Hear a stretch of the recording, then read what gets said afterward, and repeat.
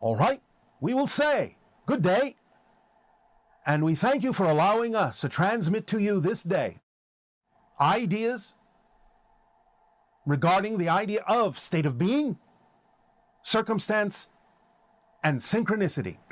While many of you have been experiencing more synchronicity in your lives by using the formula that we have outlined, following your passion to the best you can, no assumption, no insistence on the outcome, remaining in a positive state no matter what manifests so that you can gain the benefit from it, we have come to realize in various conversations that there may still be a little bit of misunderstanding or confusion or lack of clarity about some of these concepts we have discussed with you in the past.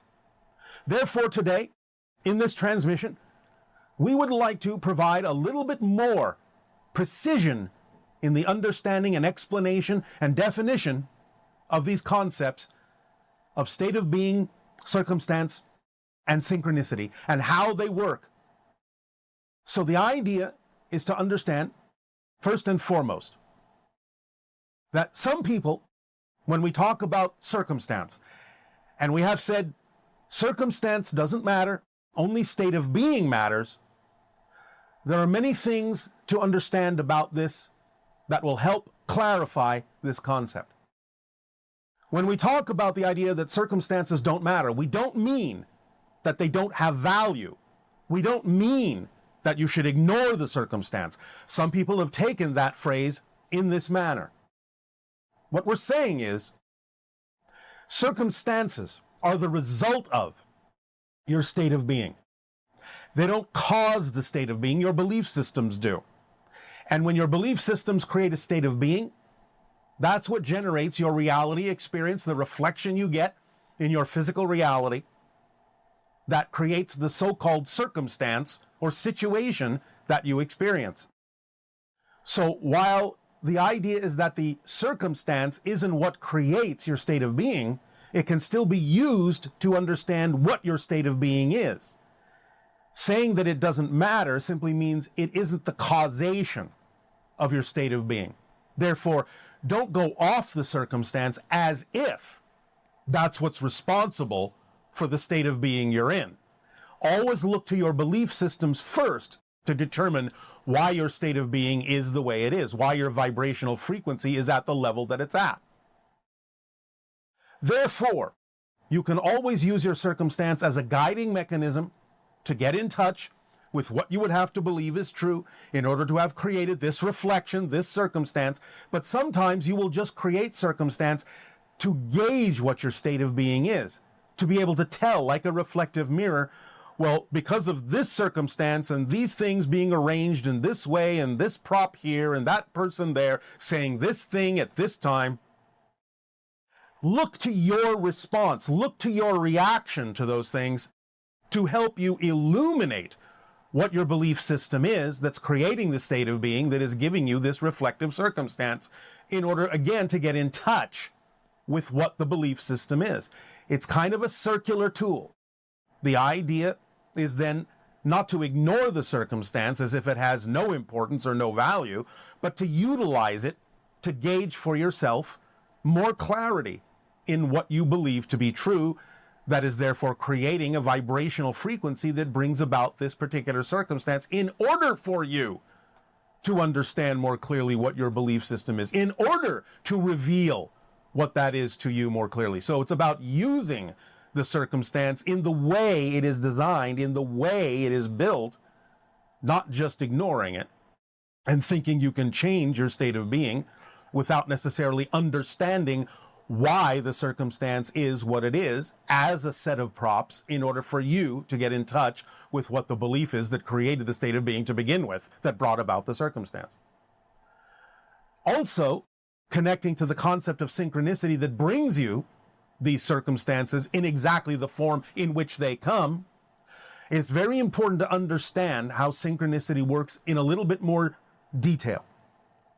It's all well and good when you allow yourself to recognize synchronicity, when it brings you an opportunity that is representative of your passion, and it brings you the ability to act on things in the direction of your passion, and it brings you signs and signals that you learn to interpret as being representative of your path, which again is represented by the vibration of your passion. But also, there are times when people might become a little bit confused, a little bit frustrated, why certain things are not going in the direction you thought that they would. Well, again, of course, this ties into not having insistence or assumption, as we have said many times. But the idea also is that synchronicity will work not only to provide you an opportunity to act, but more importantly, will sometimes provide you an opportunity to not be able to act in the direction that is not representative of your path of least resistance. Many people don't understand that synchronicity can use the negative side for positive reasons. So your inability sometimes to actually go forward in a certain direction is also an indication sometimes of synchronicity, showing you this is not the next step to take. This is not the direction you need to go in. This is not the path of least resistance, even though at first it may have seemed so. So it's important to really clarify in your observational skills and your discernment skills the ability to tell when synchronicity is not only telling you, yes, act on this, but is also telling you, do not act on this. You don't have the ability to act on this. This is not going to take you further. And you have to pay attention and have the discernment to tell the difference between when synchronicity is telling you this is not something you can act on, or whether or not is your own fear-based belief telling you not to go forward. We understand that this can be sometimes a little bit challenging to tell apart, but nevertheless, once you begin to understand a little bit more clearly that synchronicity can work this way and actually prevent you from moving forward on a path that is not yours, you'll be able to tell the difference through practice between your own fears stopping you and synchronicity simply putting up its hand and saying, no, not this way. Look for the other way that contains your passion. Don't keep trying to go down this path, because right now, this is not the path of least resistance. This is not representative of the passion that is truly you. So the idea is that synchronicity and circumstance and state of being all work together, kind of in a triad, to help give you the guidance and give you the ability to know where you stand as a navigational tool, so to speak, at any given moment, to let you know what is something to act on, what is not something to act on, and to observe these things, to stay in that state where you look at your state of being, where you look at the circumstance and the value that it brings you as a reflection, and you understand and look at the synchronicity and how it is working, both in the ability to act or the ability not to act. You can gain in that process more insight into exactly your timing, your pacing, making sure that you are exactly where you need to be when you need to be there in terms of your state of being. And remember, please, it is not about trying to get somewhere more than it is simply being exactly where you are in that process. Never assume you need to rush forward. Never assume you need to go faster than you are or slower than you are. The idea is that the synchronicity in working with state of being and circumstance, if you are willing to have this discernment and realize all the different ways this is working for you and use these tools in the way they can work for you, you will then always be willing and excited to stay in the moment, in the process, because that's the most important thing right there. Not where you need to go after that, but right there, that's the whole idea. That's the whole reason why whatever is happening, is to be in that process and in a state of being and in a circumstance synchronistically where you are examining your belief systems, finding out what the value of the circumstance is as it came to you, discerning what synchronicity is telling you about moving forward or not moving forward at that particular moment in that particular way, and adjusting your state of being and first and foremost your belief systems in order to allow your state of being to bring you the circumstance and the synchronicity in the form in which it is most clear and working most precisely to allow you to take the best possible advantage of the formula and the instruction manual that we have shared with all of you. So let this sink in, ponder this, and allow these things in this moment that you ponder them to simply come to you and work for you. Again, you don't have to be anywhere else more important than what's happening in that moment, and just dive deeply into it. Meditate on it, think about it, however you wish to do it, but stay with that triad of state of being and circumstance and synchronicity, and really give yourself an opportunity to learn to develop the discernment to find out exactly what each of those tools is working for you and how it works for you best, by just staying right there with it and not being in a hurry to be anywhere else. We thank you for allowing us to share this little tidbit to make these things more precise, more clear, to work with them in a slightly different way that will accelerate you forward in life in perfect timing. In return for the gift you have given us and allowing us to share this with you, I ask you now, in what way may we be of service to you if you wish to provide more questions? See, and I'm French Canadian, and over 30 years ago, Ireland infiltrated my life in many, many aspects. And to this day, I still feel pulled by this country, the land and its history, the energy there. And I would like to understand. So then I started to think about past life regression hypnosis. But then it doesn't make much sense because of your teaching about everything is existing here and now, everything is happening here and now, and that we connect energetically to past lives and future lives also. So I'm baffled. I don't know how to make sense of that connection with Ireland. Can you help me, direct me? I would appreciate your help. Thanks.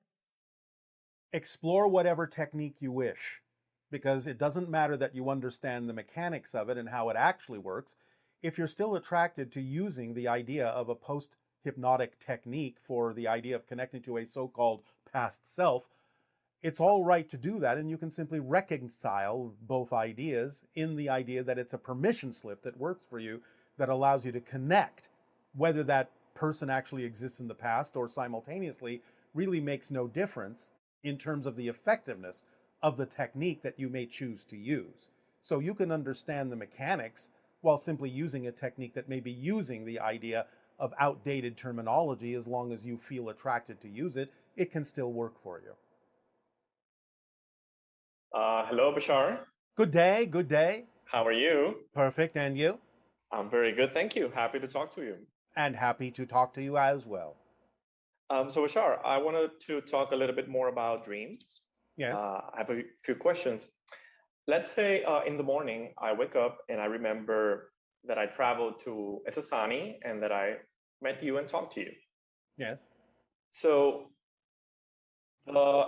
my spirit can be doing that right now, that I'm awake. I just realize Yes. when I'm sleeping that I am doing it. Yes. Okay, so the part of us that dreams, if I ask who is the dreamer, is the complete part of my being, the higher mind, my spirit, the part that is on physical reality? It depends on the reason you're doing what you're doing. It can involve different levels. It can involve all of them. It just depends on what you need to access in order to do whatever it is you're doing. Okay, so a lucid dream, when I wake up in the dream, it just means a realization that I am both a physical and a non-physical being. And you're coming more from the idea of the higher mind.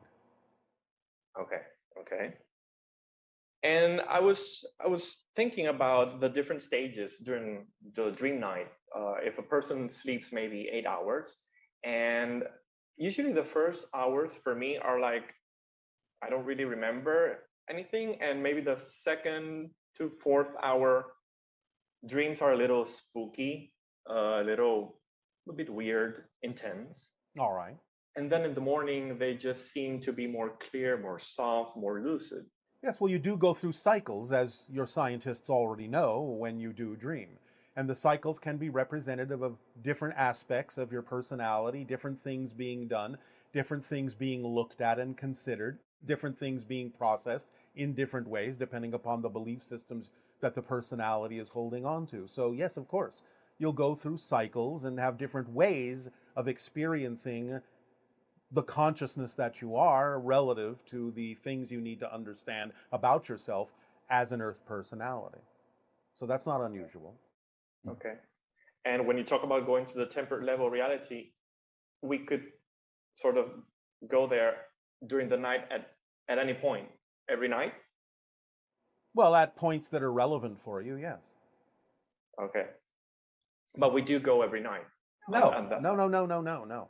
Oh, No, again, all these things may be going on because everything exists at once, but you, from a linear perspective, will not necessarily experience doing the same thing every single night.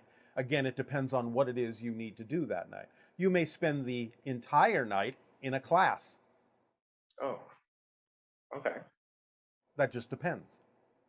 Now, when I Okay. say the entire night, I mean relatively speaking, because time on the spirit level is not what it is in physical reality.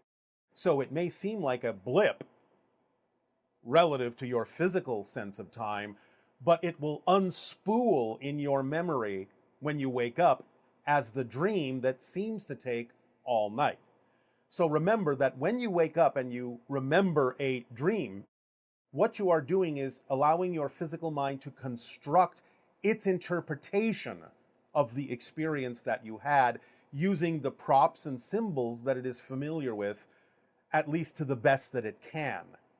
So the idea is that what may seem to be a dream that lasted all night may actually only have been constructed in the last few seconds before you woke up. But it will seem to represent something that seemed to happen relative to physical time and spirit time to have happened or taken all night, because you're used to classes taking a long time in your reality, even though it may not have taken that much time in terms of spirit time. Okay. Is this making sense to you? Do you understand what we're saying? Yes, it does. All right. And so can we be intentional in terms of before going to sleep, I could somehow direct myself, or that I'll just leave to my spirit side? You can do either, and yes, you can become more intentional about it, and there are a number of different permission slips that can perhaps allow you to do so.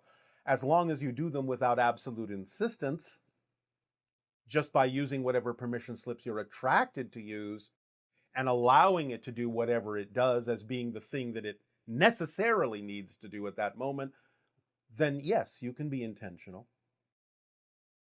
And so, Bashar, when we dream with and remember dreaming about our parents, our family members, whether they're alive at the moment or not, Yes. usually we're actually interacting with them, or it could be a symbol and it's somebody else. It can be either. And we can't really give it a percentage because it will depend upon each and every individual in terms of what percentage they may require for that kind of interaction, as opposed to something that they're simply processing. Okay, I see. And in terms of the dreams that are what we could say, not nightmares, but when we are interacting and we perceive something that is negative, sometimes I'll give you an example. Yes. My partner wakes me up sometimes in the middle of the night because I start talking and seem a little afraid. And I usually remember that I'm sort of fighting with a being, or sort of. All right. Well, again, it can be for several reasons. Number one, you may be processing certain kinds of ideas that are representative of fear-based beliefs that you're holding on to in your unconscious mind, and bringing them out in the dream state, in a sense, is safer than living through them in physical reality, yes? Okay. So sometimes nightmares are simply you processing things that you don't necessarily then have to experience in physical terms.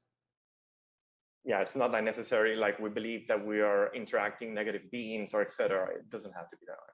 It doesn't have to be that way. It might be you exploring something that might be considered negative, but again, remember that you're just exploring in an astral state, and nothing can really happen to you in that sense that you don't allow to happen. But again, the physical mind will interpret even an interaction in what you might call a negative energy or a negative reality or a negative being in a way that makes sense to it when you wake up, and therefore can kick you into the idea of survival mode. But that's the physical interpretation of something that wasn't necessarily experienced that way on the astral level. Okay. Just last night, and this has happened to me before. I have dreams that I'm sort of falling from a balcony or falling from a place, and there's a, I don't know, a building, and I might fall, and I feel like I'm falling. So is that? Well, that just could be an interpretation of you going back into your body. Oh, okay. Because to you, the interpretation feels like going from a higher level quickly to a lower level, which can be interpreted again by your physical personality as if you're falling, using the symbols it understands, like gravity and falling off a building and so on and so forth. It can be other things, Yeah. but I'm saying it could also just be that. And the opposite of flying, that many of us fly sometimes and remember flying. Yes, because again, the spirit is unlimited by physical terms like gravity. Therefore, your physical mind will interpret that as flying. Okay. And Does Bashar, that help? just one last question about dreams. Have I interacted with you on dreams? You have interacted with my society's energy, and you have interacted with counterparts you may have in my society. I have, from time to time, been aware of such interactions, but the idea is, for now, we usually allow such interactions directly with us to happen in this format rather than in the dream format for a variety of reasons I will go into at another time. Okay, okay. Can I ask a question, a different subject? Well, that was a question on a different subject. Just curious about horses. Yes. I have dreamed a lot about horses, All right. and I found them fascinating. I usually have lucid dreams with horses, at All least right. 3 times that I can remember. What kind of symbol is a horse for us? Well, it depends on the culture that's looking at the animal. But in general, the horse represents the new way. Look at it this way. Indigenous Americans knew of the dog, but they didn't, up to a certain point, know about the horse. When they were introduced to the horse, they called it the greater dog. The dog is representative of service, the horse representative of service in a new way to carry you farther, carry you faster toward yourself, toward your truth. So we'll just leave you with that particular interpretation for now. Okay, okay. Thank you. Thank you very much, Bashar. Good day. Good day. Bye. Hey Bashar, it's your boy Rohan, aka RX Mundi from Bucks County, PA. And my question today has to do with law of attraction and manifestation in general. I know there's a really powerful technique where you can embody the energy of your future self now, or to live in the wish fulfilled, as it's often called. But lately I've been having a real challenge with this. I'm just wondering if you could help me out with what are some limiting beliefs that might prevent me from doing this. And yeah, that's about it. And thank you so much, Bashar. Shavai. Again, it's all back to the formula, because again, it contains all the tools that will allow you to investigate yourself, to discover limiting beliefs that don't serve you and let them go. Again, you must have honest self-examination while you're acting on your passion to the best you can. Don't assume, don't insist, stay in a positive state no matter what manifests, because it needs to be there for some reason that could serve you. If you stay in a positive state, you will get the benefit from it. Constantly examine your belief systems, letting go of the ones that are fear-based or negative that don't serve you. Negative beliefs can be of service depending on how you use them in positive ways. For example, you are obviously using a negative mechanism to limit your consciousness to be able to have a physical reality experience, because you are naturally much bigger than the idea of your physical reality personality. But the idea is that it comes with all the tools necessary to allow you to continue not only to act on your passion, but to continue to examine yourself, to explore yourself, and to hone your skills at having better discernment about what is and isn't relevant for the themes that you chose to explore. Let synchronicity guide you. Remember, there is the synchronicity we call the green light synchronicity that will say, here's an opportunity you are able to act on that will manifest what you need. And here's the synchronicity that says, stop, no, don't go down that path. Don't beat your head against the wall. This is not your path right now. It may become your path later. It may not. But synchronicity using the go and the stop red light mechanism will create a corridor for you to travel down that is representative of the path you chose to be in this life. So rely on the efficacy of the automatic things built into the formula to guide you by simply continuing to act on the formula to the best you can. Good day. Hello, Bashar. Good day. Good day. It's good to meet you. I hold deep appreciation for you and for your channel, Daryl. All right, thank you. We deeply appreciate all of you as well, and it is our passion and our pleasure to interact with you this day. What would you like to discuss? I would like to discuss one topic. I have this feeling of constant nostalgia, and let me explain. Yes. When I get into relationships, for me, relationships are forever. For that reason, I relate very much to what you say about your civilization, that you're all married to one another in a way. And I see that humans, they move on from relationships, or at least I perceive it to be that way. Whereas I remain constantly and always, forever, they always remain in my heart. And Yes. I don't know if that frequency is in some way matched by them. Well, in some ways it depends, but the idea is it doesn't mean you have to physically be together for the relationship to continue to exist. Mm-hmm. The relationship is a thing of reflection, a thing of energy. It doesn't necessarily always have to be represented by the physical presence of an individual to know that you will always contain the information and energy and experience of that relationship, and therefore the relationship lives on in some way, shape, or form. So yes, all relationships are, in a sense, forever, but that doesn't imply that they have to physically be. Understood. Okay. I also feel that to some extent I can feel people's souls. Yes. And I would like to know if when I feel their souls, do they feel mine feeling theirs to some extent? Depends on the person, doesn't it? Depends on what they're believing that they're capable of doing, how sensitive they are to different frequencies and vibrations of different levels of consciousness. Some of them may, some of them may not. Now, they will always on some level be aware of it, whether they're consciously aware of it or not, but they may not be consciously aware that they're doing so. So the answer is yes and no, depending upon what level you're looking at. Understood. Okay. On another topic, I'm starting to believe that I create my own reality, and that I really have power to become anything I want, anything I wish for, and anything that is relevant for your theme. Not anything, anything, because things are not necessarily all relevant for this life you're experiencing. Exactly. Okay. Yeah.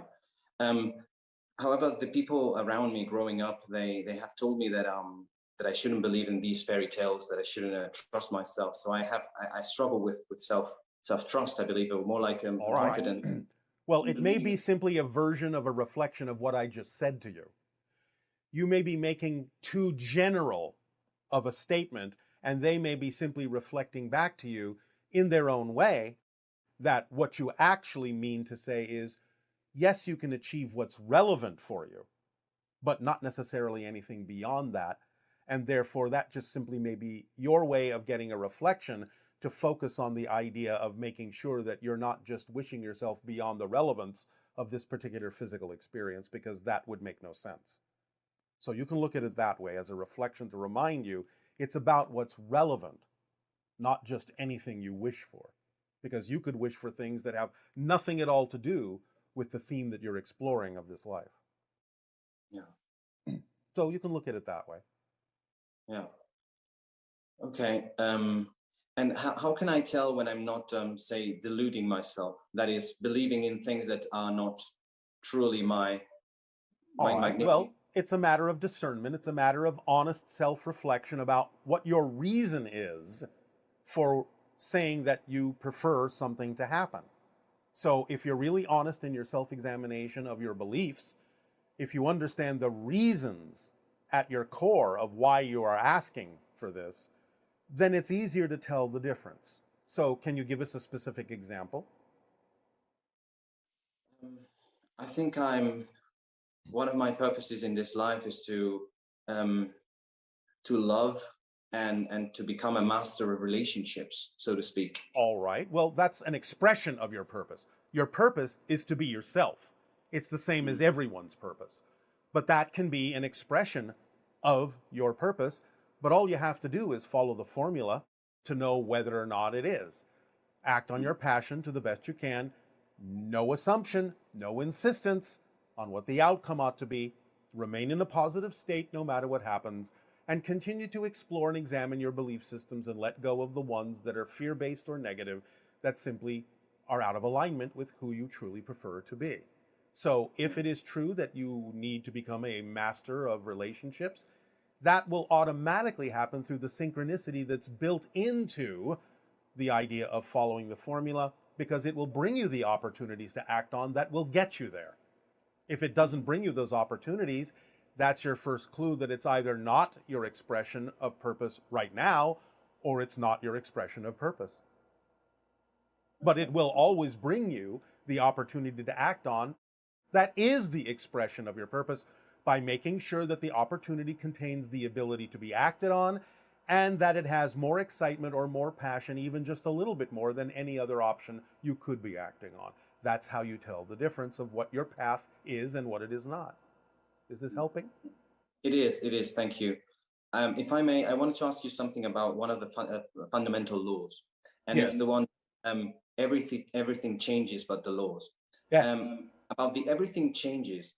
So I struggle with this one, and I will tell you how. Yes. I understand that everything changes, but in a way, and this is related to one of the first questions that I asked you, I would like to feel, or I would like it to be true, that I'm in a constant, permanent, eternal relationship and a connection with all the human beings and all the things. Well, and you are.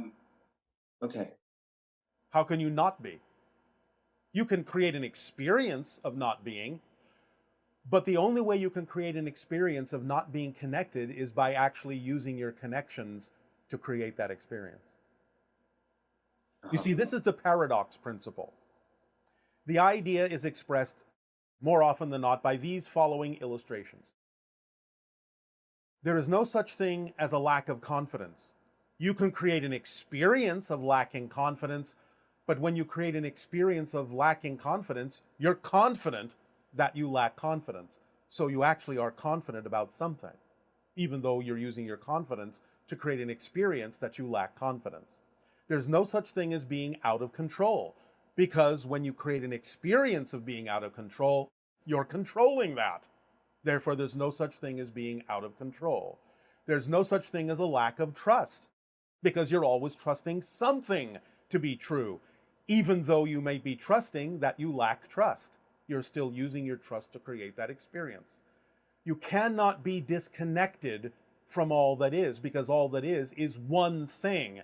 Even though it may express itself as an infinite multitude of reflections that appear to be different things, they're all still reflections of the same one thing. So you can't really be disconnected from all that is, but you can create varying experiences of disconnection in order to play the games that you've agreed to play. For example, you have agreed on some level to limit your ability to express yourself as the full being that you are in order to have a physical experience. But you're doing that for a positive reason of discovering yourself through a new avenue, of discovering yourself from a new point of view. And that's how creation expands. Because the core structure, the laws, never change, but your relationship to those laws, your relationship to the structure, your perspective of the structure is constantly changing, and that's what expands existence in terms of the experience of existence of itself, but it never expands the structure or nature of existence. Does that help? It does, Bashar. Thanks very much. These are all the questions that I had, and All truly right. appreciate love you. All right, our unconditional love to you as well. Good day. Bashar, my name is Jillian. I'm from Philadelphia. My question is about dreams, and specifically old dreams, something that's maybe 6 or 10 years old. The essence, the feeling, and the memory of the dream, but mostly the essence of it, will pop into my head randomly. And these are dreams that are 10 plus years old.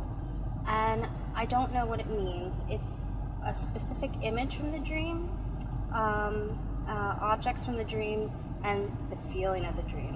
What does this mean? It means that different experiences that you are having while you are asleep are representative of different vibrational frequency levels of your consciousness, and some of them will leak through when a particular frequency is appropriate to represent you allowing that frequency through, coming from that frequency to recognize that frequency may be more representative of you being more of your collective self and to act from your passion at that moment in that frequency. It's training you to understand the different levels, different frequencies of your consciousness, so you can use them more effectively in your physical waking state. All right, good day, good day. Good day, Bashar. My name is Renee, and I'm honored to be here. It is our passion and our pleasure to interact with you as well. So I have a couple of questions for you. I'm the one who created the spiral artwork Yes. I intended for it to be connected to your spiral sculpture on your home planet. All right. And I was just wondering if you could tell me if you could feel anything from the artwork, or it is what the quite connection beautiful. is. Quite beautiful, and a mix of different energies.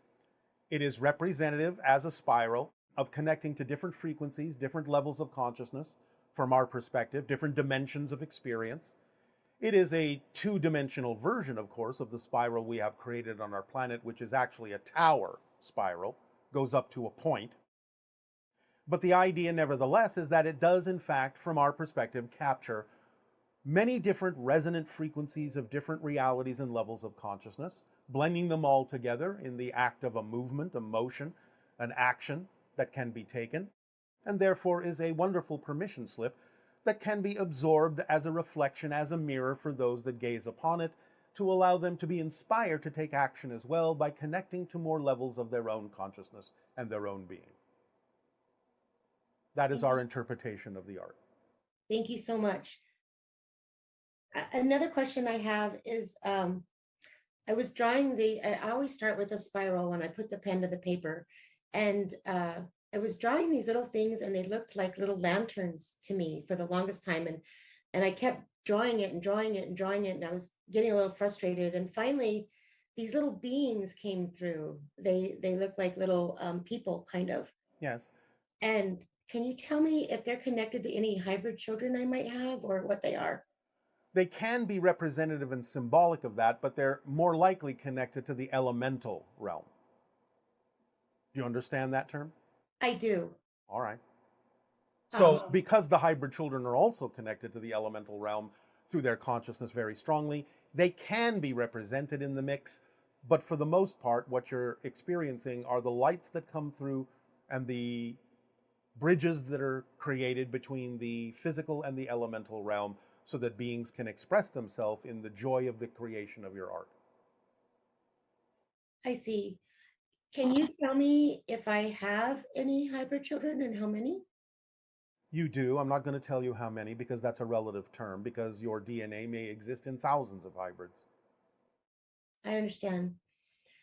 My last question is about one night several years ago, I looked up into the night sky, and it was very dark. And high up in the sky, there was this opening. It looked like a door, and it looked like a rainbow. It was very bright, and it was for about 1.5 seconds. It opened, I saw it, and then it just closed. Can you tell me what that was? A portal.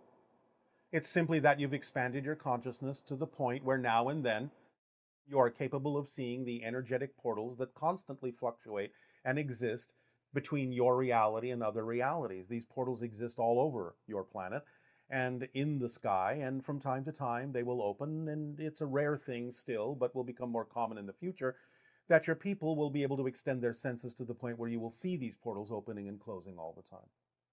It was amazing. And I believe that was my last question, but would you please give my regards to Saibo and Willa? Done. Thank you. Thank you. Good day. Good day. Shavai. Aveo. Hi, Bashar. My name is Renee. I'm from Adelaide, Australia. My question is, can you follow the formula for something like healing, like emotional healing, like trauma or grief. So deciding your next step by following your excitement within that context. I found that that's been working for me, but I'm wondering if this is part of the structure of reality or it's just been working out for me. Thank you. The formula is part of the structure of reality in the sense that that's how you create your physical reality experience. It's literally the recipe for the mechanism that you use consciously, the mechanism of consciousness that you use to create your physical reality experience. So in that context, yes, you've already discovered that it will work in that way. Therefore, keep using it. But don't forget that it contains the tool of the reflective mirror that puts you in touch with your belief system so that you can redefine things as you prefer to redefine them, knowing that your past is created from the present. So every time you have a new understanding, a change of understanding, a new level of understanding of yourself, you're also changing your past. And therefore, what it is you believe you are connected to or drawing upon in every given moment, redefining yourself. Aloha Bashar. My name is Luca, and I'm currently an international student on Maui, Hawaii. All right. It's a great honor and excitement to speak with you again. I have a question and a short story to share, if I may. Yes, yes. I would love to know when it comes to the idea of first contact, and when you look at our educational system we have on Earth, are there any majors of study or areas of research you would suggest going into that would potentially help us prepare and become more involved when it comes to the idea of first contact? Parentheses, other than military stuff, obviously. Well, not so obvious necessarily. Never invalidate anything. There are always many different pathways for different people to take. But the idea is not so much the subjects, because you have to simply gravitate to whatever subjects you are attracted to gravitate to, whatever you're passionate about. That's your path of least resistance for that moment. So more than the idea of pointing out subject matter, we simply point out the idea of style of education. In other words, the main three things are to teach your children, or anyone, in a safe environment, a creative and imaginative environment, the consequences of any choices they may be making. So teaching them the consequence of choices is of paramount importance. But do it in a safe way, in a simulated way, before they make those choices out in what you call the real physical world. That will help train them to learn to make positive choices, ones that are in balance, ones that serve everyone. Number two, teach them that they are as powerful as they need to be to attract whatever they need without having to hurt themselves or anyone else in order to attract it. Number three, make sure that whatever lessons are truly important for them to learn to thrive in physical reality are adapted to their excitement rather than diminishing their excitement to teach them the lesson. Those three fundamental principles will allow individuals to grow into mature, balanced adults that can make positive, balanced choices that will serve all concerned and allow them to be who they truly are. Does that answer your question? Thank you. That helps a lot. Yes. And the story I would like to share is of a contact experience I've had approximately 11 months ago. And I thought it might be a fun one to share for the topic we are exploring today. All right. So that day I went to sleep at 4 a.m. and very quickly I started to feel this classic energy over my body that I usually feel when I go into an astral projection. It came in and went in waves, and I felt like my energy levels were being tested or something. I was satisfied because I didn't have any resistance. I know I have to completely allow the flow of energy to pass, even though sometimes it seems like I'm right next to a buzzing airplane engine or Congratulations. and then I opened my eyes, and what happened was I saw three gray beings in my bedroom, Yes. almost looking like Sasani beings. And their energy was very direct. It almost felt like they were doing a routine job checking another human. And this was very different from the usual experiences I have when I meditate. And one of them came closer to me, a half a feet from where I was sleeping. And what surprised me was how, in fact, short they were, even though I already knew that they would be. And actually, their heads were so big in comparison with their bodies. And just because their energy felt really human, they looked like humans, but they weren't. So it was quite unusual. Well, that's a projection, yes. Yeah, and also I can't remember if they were wearing clothes or if it was just a very thin fabric. A very thin fabric. Yes, and one of those three came closer to me, and as they did, I went under my blanket. There was no fear, but I thought I'm not afraid because if this was real, it was always real.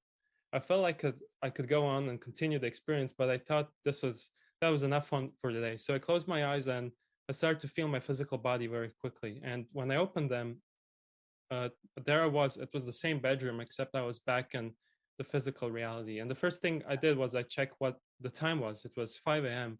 And then I went to record my experience in a journal.